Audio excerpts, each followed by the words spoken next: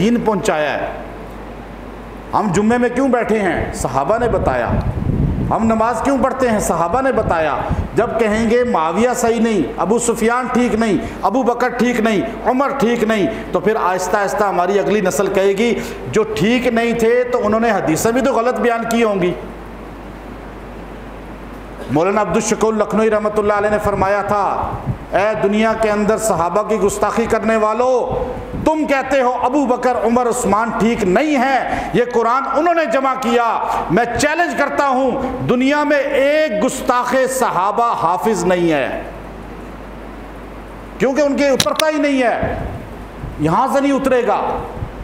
علماء الحمدللہ جاگ چکے ہیں ملک پاکستان کے، جہاں جہاں گستاخیاں ہوئی ہیں، لبرل طبقے کو بھی، دین سے کم آگاہی والے طبقے کو بھی، اور دنیا داری میں محو طبقے کو بھی آگاہی مل گئی کہ صحابہ کا محب کون ہے، صحابہ کا گستاخ کون ہے۔ صحابہ ہمارے ایمان کا حصہ ہیں، اور ملک پاکستان میں امن تب ہوگا جب اس پر عمل کیا جائے گا جس پہ ہمارے اداروں نے علماء کے ساتھ اتحاد کیا تھا۔ کسی تنظیم، کسی تحریک تو نہیں، بلکہ کسی جماعت، کسی فرقہ کے بڑے کو گالی نہ دی جائے۔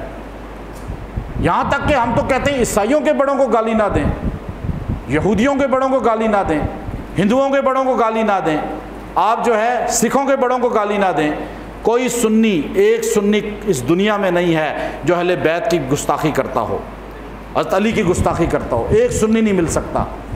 یہ جو شر والے لوگ ہیں جنہوں نے دین اور اسلام کا سودا کیا اور فتنہ روڈ پہ کھڑا کرتے ہیں، ان کو کنٹرول کیا جائے، ورنہ سنی جب اتحاد میں اٹھ کھڑے ہوئے تو پھر اس ملک کے اندر بد امنی پیدا ہوگی، کیونکہ امن ہے ابھی اور یہ امن خراب کر رہے ہیں۔ تو انشاءاللہ صحابہ کے مقام کو ہم سمجھتے ہیں، بیان کرتے ہیں۔ آپ سارے یہ باتیں جو آپ کے ساتھ کی ہیں آگے پہنچائیں، عظمت صحابہ، اور یاد رکھیں صحابہ کی تعریف کرنا خاتمہ ایمان کی نشانی ہے۔